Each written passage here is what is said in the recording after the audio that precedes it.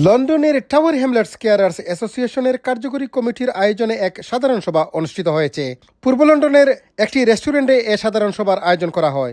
আমরা tower Hamlets carer অ্যাসোসিয়েশনের আজকে আমাদের কার্যকরী কমিটির একটা মিটিং। আমাদের কার্যকরী কমিটিতে একটা সিদ্ধান্ত নেওয়া হয়েছে, আমরা আগামীতে একটা ফান্ডরাইজিং করব।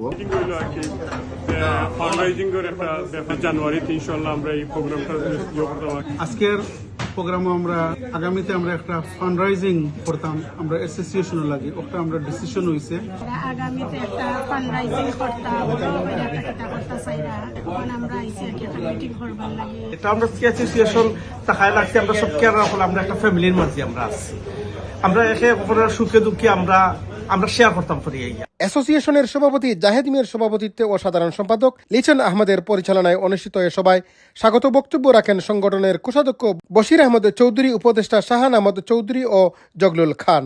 বেশ ভালো লাগলো, অনেক পুরানো কলিগদের সাথে বন্ধুদের সাথে এখানে দেখা হলো, আলোচনা হলো, কুশল বিনিময় হলো। আমরা এটা একটা ডিসিশন নিছি যে কেয়ারার অ্যাসোসিয়েশনের কিছু ফান্ড আমরা দরকার, যেহেতু অফিস খরচ বা কেয়ারার বিভিন্ন সুবিধা অসুবিধা আছে, অনেক সময় আমরা এগুলা ফেস করা লাগে। এ সভায় উপস্থিত ছিলেন সফর উদ্দিন, নুরুল আলম, রোহেনা বেগম, আব্দুল মুমিন, হাফিজ আসাদুজ্জামান, জবরুল হোসেন, কানিজ ফাতেমা, সাজু মিয়া, রুকসানা পারভিন জুসনা, আনোয়ারা বেগম, ফজলুর রহমান, রেদওয়ান হোসেন, মোহাম্মদ সুহেল খান, আশরাফ জামান, মোহাম্মদ মিসবা উদ্দিন ও অনেকে। এ সভায় সংগঠনের বিভিন্ন কর্ম পরিকল্পনা সহ সামাজিক কল্যাণে ফান্ডরাইজিং গঠনের উদ্যোগ গ্রহণ করা হয়।